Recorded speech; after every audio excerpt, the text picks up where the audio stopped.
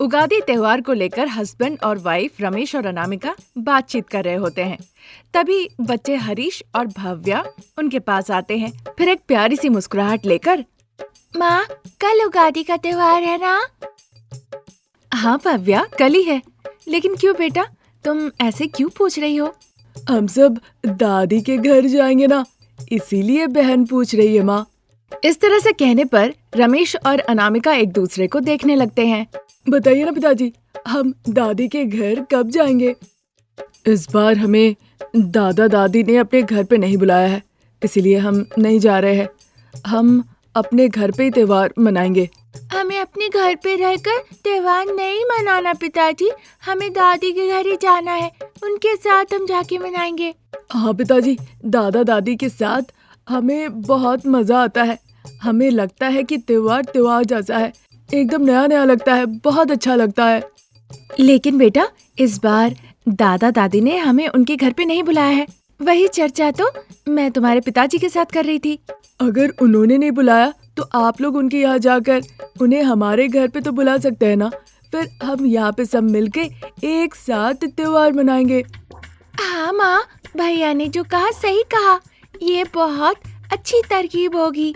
हम सब वहाँ चलते हैं और दादा दादी को यहाँ ले आते हैं, फिर हम सब यहाँ एक साथ त्योहार मनाएंगे। ठीक है बच्चों, हम चलेंगे, लेकिन मैं पहले से एक बात कह देता हूँ। अगर दादा दादी यहाँ पर आए तो हम उनके साथ मिलकर त्योहार मनाएंगे, और अगर नहीं आए तो हम अपने में ही मना लेंगे। आप जैसा कहेंगे हम वैसे ही करेंगे पिताजी। और भव्या, तुम्हारा क्या कहना है? भैया जो बोलेंगे मैं भी वही बोलूंगी। अगर भैया तैयार है तो मैं भी उस बात के लिए तैयार हूँ। ये बातचीत करके वो बाहर निकल ही आते हैं कि देखते हैं घर के बाहर प्रसाद खड़े हैं। उन्हें देखकर बच्चे बहुत खुश हो जाते हैं। दादाजी! आप कब आए दादाजी? और दादी कहाँ है? दादी नहीं आई, मैं ही आया हूँ। मैं तुम लोगों को देखे बिना तो नहीं रह सकता, इसीलिए सोचा मिल के आता हूँ। अंदर चलिए पिताजी। हाँ पिताजी, अंदर आइए ना। वैसे हम लोग जा ही रहे थे आप लोगों को उगादी का न्योता देने, ताकि आप लोग यहाँ आकर हमारे साथ मनाएं। ठीक है बहू, मैं अभी चलता हूँ, तुम लोग थोड़ी देर बाद आना, नहीं तो वो लड़ने लगेगी कहकर कि मैं तुम लोगों को साथ ले आया। ठीक है पिताजी, आप लेकिन संभल के जाइएगा, कहकर प्रसाद वहाँ से चले जाते हैं। फिर वो अपने घर पहुँचते हैं जहाँ शारदा के साथ वो रहते थे। फिर 1 घंटा निकल जाता है। प्रसाद बार बार अपने दरवाजे की तरफ देख रहे होते हैं। ये बात शारदा गौर करती है। क्या जी, आप बार बार दरवाजे की तरफ देख रहे हैं, क्या बात है? कुछ नहीं शारदा, मैं तो तुम्हें ही देख रहा था। मुझे लगा कि तुम बाहर गई हो, इसीलिए बार बार देख रहा था। क्या बात है, आज बड़ा नया नया बात कर रहे हैं। आपके साथ हुआ क्या? ये क्या बात हुई शारदा? अगर कुछ नहीं कहता हूँ तो तुम कहती हो कुछ नहीं कह रहे। अब कह रहा हूँ तो कह रही हो कि नई नई बात कर रहा हूँ, ये कैसे चलेगा? वो सब छोड़िए, तो पहले बताइए, आप राशन पानी लाने गए थे। राशन पानी लाने के बाद बेटा बहू का घर गए कि नहीं? उगादी के त्योहार पे माँ का मन कह रहा है कि त्योहार बेटे बहू और बच्चों के साथ मनाए। उनके साथ नहीं तो किसके साथ मनाऊंगी? भले ही वो जाके कहीं और रहे, अलग परिवार चलाए, पर मेरा बेटा तो बेटा ही रहेगा ना। अनामिका भी बहू ही रहेगी, हरीश पोता और भव्या पोती। ये सब कभी बदलता है क्या? अगर ऐसी बात है तो जाके उन्हें क्यों नहीं बुलाती? मैं तो उन लोगों को यहाँ आने के लिए न्योता नहीं दूंगा। कैसी बातें कर रहे हैं आप? जब भी कोई त्योहार होता है आप ही आके पहले कहते हैं बहू बेटा नाती पोती को न्योता भेजो, पर इस बार आप बड़े ही अजीब अजीब बात कर रहे हैं। पता नहीं क्यों इस बार मैं इतना प्यार और लगाव दिखा नहीं पा रहा हूँ शारदा, इसीलिए मैं उन्हें नहीं बुलाऊंगा, तुम ही बुला ले आओ।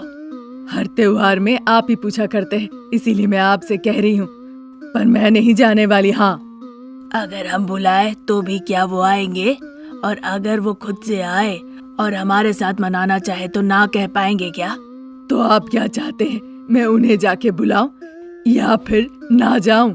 नए साल का त्योहार है, मैं तुम्हें दुखी नहीं करना चाहता हूँ, इसीलिए तुम जाके बुला के ले आओ। अगर वो आते हैं तो हम सब एक साथ मिलके उगादी का त्योहार मनाएंगे, और अगर वो बुलाए तो हम वहाँ चले जाएंगे मनाने के लिए। चाहे कुछ भी हो जाए, हम सब एक साथ त्योहार मनाएंगे, यही आप कहना चाहते हैं ना? हाँ शारदा, वैसे भी घर पे बहुत काम है। मैं बेटा बहू को बुला ले आता हूँ, तुम उन्हें आने के लिए कहो। ये बात हो ही रही थी तब तक हरीश और भव्या घर के अंदर आते हैं। दादी, दादाजी। दादी। उन्हें देखकर शारदा और प्रसाद बहुत खुश होते हैं। वो काफी देर तक एक दूसरे से बातचीत करते हैं। माँ जी, पिताजी, इस बार हम त्योहार अपने घर पे मनाएंगे। जो कुछ भी है उससे हम अच्छे से त्योहार मनाएंगे। चलिए हमारे साथ उस घर में चलिए। इस तरह से कहने पर वो घर पे ताला लगाते हैं और रमेश के घर पे सब चले जाते हैं। वो दिन खत्म हो जाता है। फिर उगादी का त्योहार आता है। क्योंकि उगादी का त्योहार था, इसलिए सास बहू सुबह सुबह नींद से उठ के घर से बाहर निकल आती है। घर के बाहर बाप बेटा खटिया लगा के दोनों आराम से सो रहे होते हैं। देखो बहू, त्योहार का दिन है, फिर भी ये बाप बेटा को कुछ याद नहीं कि सुबह सुबह उठ के आम का पत्ता ले आए, दरवाजे पे लगाए। ये दोनों आराम से सो रहे हैं। सोने दीजिए ना माँ, कई दिनों के बाद इन्हें छुट्टी का मौका मिला है, इसीलिए आराम से सोने दीजिए इन्हें। इसका मतलब क्या? बाप बेटा ही मेहनत करते हैं और हम लोग घर पे बैठ के सिर्फ आराम करते हैं? नहीं, वो कहने का मतलब नहीं है माँ जी। असल में मेहनत तो हम भी करते, पर वो मजदूरी का काम करते हैं ना, इसलिए मैंने ऐसा कहा। वैसे तो बाकी दिन वो सुबह सुबह उठ के मेहनत करते ही हैं। आज त्योहार का दिन है, मौका मिला है, इसीलिए आराम से सो रहे हैं। हाँ, जितना सोना सो लिए। अब तुम जाके उन दोनों को उठाओ, मैं जाके गोबर ले आती हूँ। बाप बेटा उठने पे पूरा आंगन साफ कर लेंगे। ठीक है माँ जी। गोबर का टोकरी ले आना जरा। अभी जाके मैं ले आती हूँ माँ जी। ये कहकर अनामिका वहाँ से चली जाती है। शारदा वहाँ से अपने पति प्रसाद के पास जाती है। अजी उठिए, अब आज उगादी का त्योहार है। उगादी का बहुत बहुत बधाई हो शारदा। आपको भी। अब जल्दी से उठिए, त्योहार का दिन इस तरह से सोना अच्छी बात नहीं है। अरे अभी तक ठीक से सुबह भी नहीं हुई है शारदा, मुझे थोड़ी देर और सोने दो। तुम्हें जो काम है वो जाके तुम करो। वो कह ही रहे थे तब तक अनामिका शारदा को गोबर की टोकरी लाकर देती है। माँ जी, आपने मांगा था ना ये गोबर की टोकरी, ये लीजिए, गोबर लेकर आइए। घर में जो काम करना है वो मैं संभाल लेती हूँ। पहले तुम इन बाप बेटे को नींद से उठा के उन्हें आम पत्ता लेने के लिए भेजो, तब तक मैं गोबर लेकर आती हूँ। तुम इधर सारी तैयारी करके रखो। ठीक है माँ जी। इस तरह कहने पर शारदा गोबर की टोकरी लेकर वहाँ से चली जाती है। फिर समय निकलता है। आम के पत्तों से, फूलों के माला से पूरे घर को उत्सव के लिए सजाया जाता है। साथ ही सभी लोग नए नए कपड़े पहनते हैं। अजी, मैंने जो लिस्ट दिया था वो आप बाजार से जाके ले आए? ले आया हूँ शारदा, तुम परेशान मत हो। इतना कहने पर शारदा नया बर्तन, आम, नीम के फूल का छिलका, गुड़, इमली सब कुछ एक साथ ले आती है और घर में एक जगह पे जाके बैठती है। फिर उन सारे सामानों से वो उगादी की चटनी बनाती है। दादी, उगादी की चटनी मैं सबसे पहले खाऊंगा। नहीं दादी, पहले मैं खाऊंगी, नहीं तो मैं रोने लगूंगी। आज नया साल के दिन में तुम बच्चे लोग रोगे नहीं। मैं पहले कहकर तुम लोग क्यों जिद कर रहे हो? मैं सभी को एक सामान दूंगी, फिर हम एक साथ सब मिल के पियेंगे। ये तरकीब अच्छी है दादी, हम ऐसा ही करेंगे। हाँ दादी, मुझे भी आपकी बात पसंद आई, हम वही करेंगे। इस तरह कहने पे अनामिका सबके लिए ग्लास ले आके शारदा के पास जाके रख देती है। शारदा उन ग्लास में चटनी डाल देती है। सभी लोग ग्लास उठा लेते हैं। फिर भव्या गिनती करती है और सभी लोग एक साथ पीते हैं। दादी, उगादी की चटनी बहुत अच्छी बनी है। हाँ दादी, बहुत स्वादिष्ट है। ठीक है बच्चे, अब चलो हम सब मंदिर जाएंगे। अभी मंदिर क्यों जाना है दादी? आज मंदिर में पंचांग पढ़ा जाएगा और आज के दिन के विशेषता के बारे में सबको बताई जाएगी। चलो चलो, जल्दी चलो। फिर सभी लोग एक साथ मंदिर जाते हैं। वहाँ पे पंचांग पढ़ा जाता है। फिर सभी लोग एक साथ एक जगह पे जाके बैठते हैं। हे महादेव, जैसे उगादी की चटनी में हर तरह का स्वाद होता है, वैसे ही हम हर स्वाद को लेकर एक साथ रहे। शारदा ने हाथ जोड़ के मनोकामना की।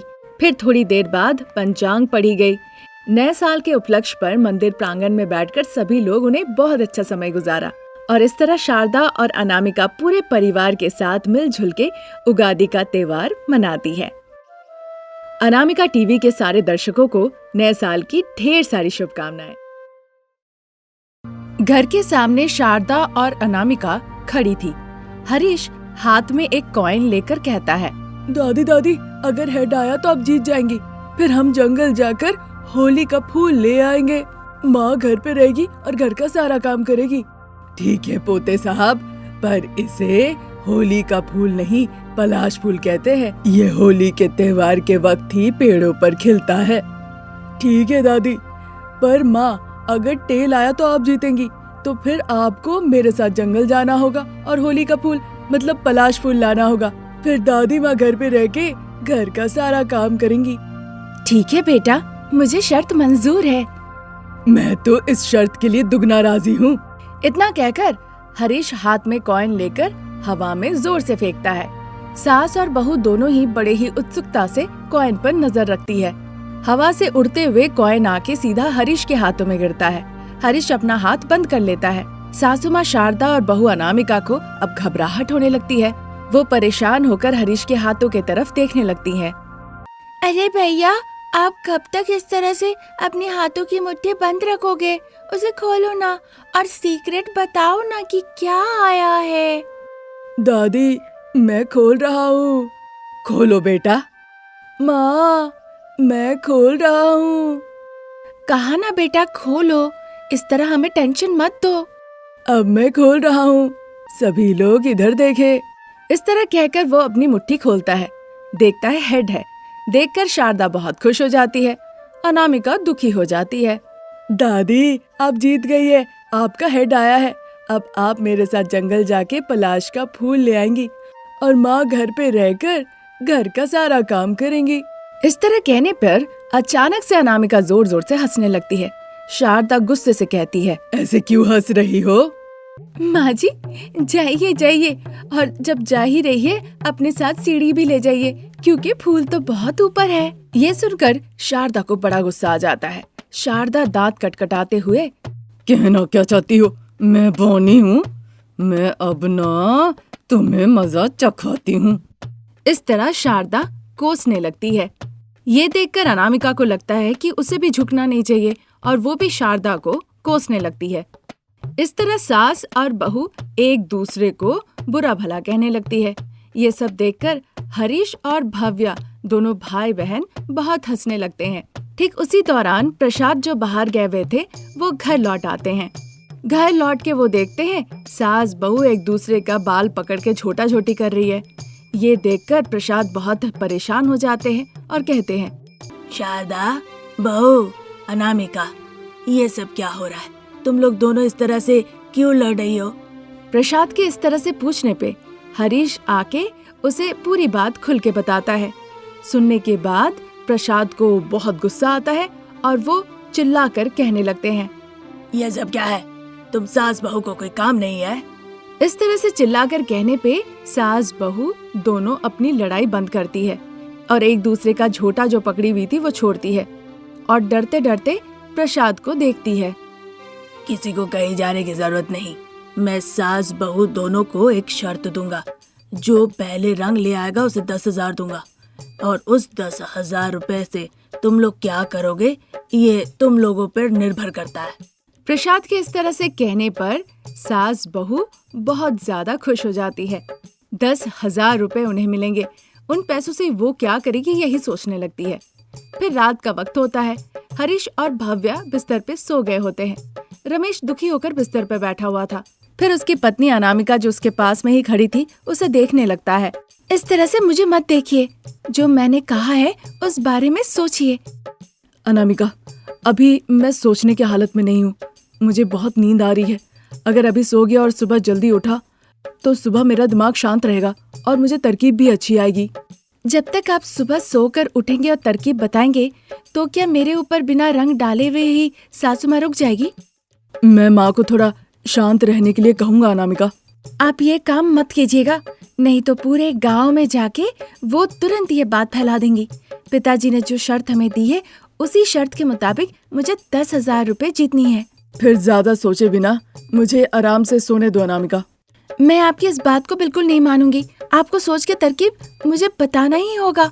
सासू माँ के देखने से पहले मुझे छुप जाना होगा और पिताजी के 10,000 रुपए मुझे जीतना ही होगा।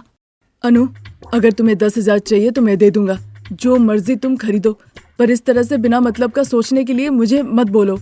वैसे भी आपको होली के मौके पर मुझे 10,000 रुपए देने ही होंगे। अगर तुम मुझे अभी सोने दोगी मुझे तो मैं दूंगा, नहीं तो नहीं दूंगा। इस तरह कहने पर अनामिका रमेश को गुस्से से कहने लगती है, सो जाइए, कैसे भी करके मैं पिताजी से 10,000 रुपए जीत कर ही रहूंगी। अनामिका के इस तरह से कहने पर रमेश देर ना करते हुए बच्चों के साथ बिस्तर पे सो जाता है। फिर अनामिका सोचने लगती है। उधर दूसरे बेडरूम में सासू माँ शारदा को भी नींद नहीं आती। कमरे के अंदर ही वो घूम रही होती है। कल होली का त्योहार है, मेरे शरीर पे रंग ना लगे ऐसा कुछ करके 10,000 रुपए उनसे जीतना होगा। उन 10,000 से मैं अपना पसंदीदा चीजें खरीदूंगी, पर ये 10,000 रुपए मैं जीतू कैसे, वो भी ताकि बहू मुझे देख ना सके और मेरे ऊपर कैसे भी रंग ना डाल सके। मुझे कैसे भी भागना है और रंग लाके बहू रानी अनामिका के ऊपर डालना है। ऐसा सोच ही रही थी, तभी अचानक से कुछ टूटने की आवाज आती है। जरूर बिल्ली अंदर आई होगी और उसी ने कुछ न कुछ गिराया होगा। ये सोचकर वो बेडरूम से हॉल के तरफ आती है। देखती है बहू अनामिका फ्रिज के पास खड़ी होकर पानी पी रही है। उसे देखकर शारदा उसके पास जाती है। क्या बहू अभी तक सोई नहीं? नींद नहीं आ रही थी माँ जी। आंखें बंद करते ही 10,000 रुपए दिख रहे हैं, नींद कैसे आएगी बताओ? पर आपको नींद क्यों नहीं आ रही है माँ जी? मैं सो ही रही थी बहू, कुछ टूटने की आवाज सुनी तो भाग कर हॉल में आई। तुमने क्या तोड़ा? मुझे भी कुछ टूटने की आवाज आई, पर मैंने कुछ भी नहीं तोड़ा। मैं तो सो रही थी। मुझे भी आवाज आई तो लगा कि कुछ टूटा, इसीलिए मैं भागकर देखने के लिए यहाँ आई। यहाँ जब आकर देखा कि कुछ भी नहीं है तो सोचा क्यों ना मैं थोड़ा सा खड़े होकर पानी पी लूं। सासू माँ से इस तरह से कहकर अनामिका पानी पीने लगती है। बहू, क्या तुम्हारे पिताजी के बातों से हम दोनों सहमत हो सकते हैं? मतलब कि आप कहना चाहती है कि आप हार गई माँ जी? नहीं नहीं बहू, मैं क्यों हारूं भला, वो 10,000 तो मेरे हैं। फिर हमारे बीच में समझौता करने की क्या जरूरत है?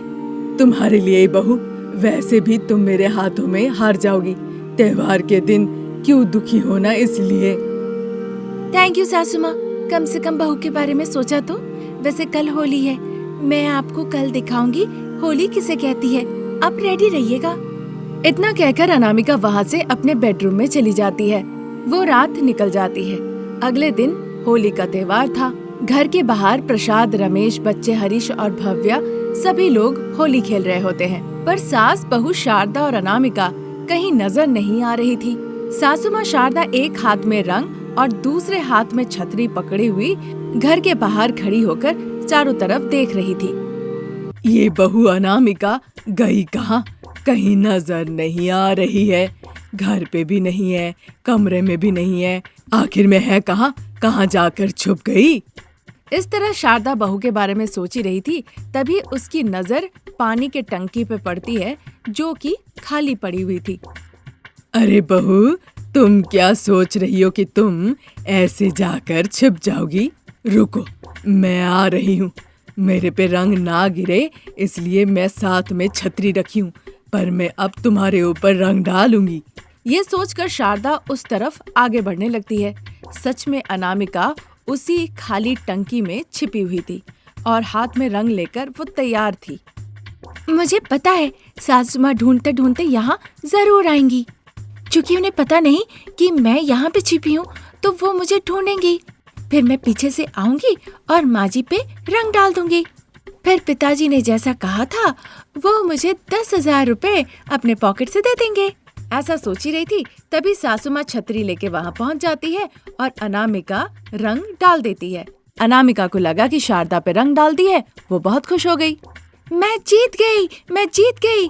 सासू माँ पे मैंने रंग डाल दिया है। अब 10,000 रुपए मेरे हुए। बेहद खुश होकर अनामिका कह रही थी। फिर सासू माँ अपनी छतरी हटा के कहती है, बहू, मेरी प्यारी बहू, इधर एक बार देखो, मेरे पास छतरी थी, रंग तो छतरी पे गिरी है। इस तरह कहकर शारदा अपनी छतरी दिखाती है। ये देखकर अनामिका का मुंह बन जाता है। तब तक बच्चे हरीश, भव्या, उनके साथ रमेश और प्रसाद सभी लोग रंग लेके वहाँ आते हैं। शारदा, तुम लोग आज भी लड़ाई कर रहे हो? आज तो त्योहार का दिन है। ये कहकर प्रसाद शारदा पे रंग डाल देते हैं। हैप्पी होली अनामिका। इस तरह कहकर वो अनामिका को रंग लगा देता है। बच्चे भी खुशी खुशी अपनी मम्मी को रंग लगाते हैं। इस तरह सास बहू पूरी तरह से रंग में रंग जाती है। अनामिका भी अपने हाथों में रंग लेके शारदा को लगाती है। सासू माँ, हैप्पी होली। ये देखकर शारदा को बड़ा गुस्सा आता है। वो भी अपने हाथों में रंग लेकर अनामिका को लगा देती है। तुम्हें भी हैप्पी होली बहू रानी। शारदा रंग लगाते हुए कहती है। इस तरह पूरा परिवार एक दूसरे के साथ मिलजुल के किसी को बिना हानि पहुंचाकर मजे से होली खेलते हैं। ये थी आज की कहानी। नई कहानी लेकर हम जल्द हाजिर होंगे। तब तक के लिए नमस्कार।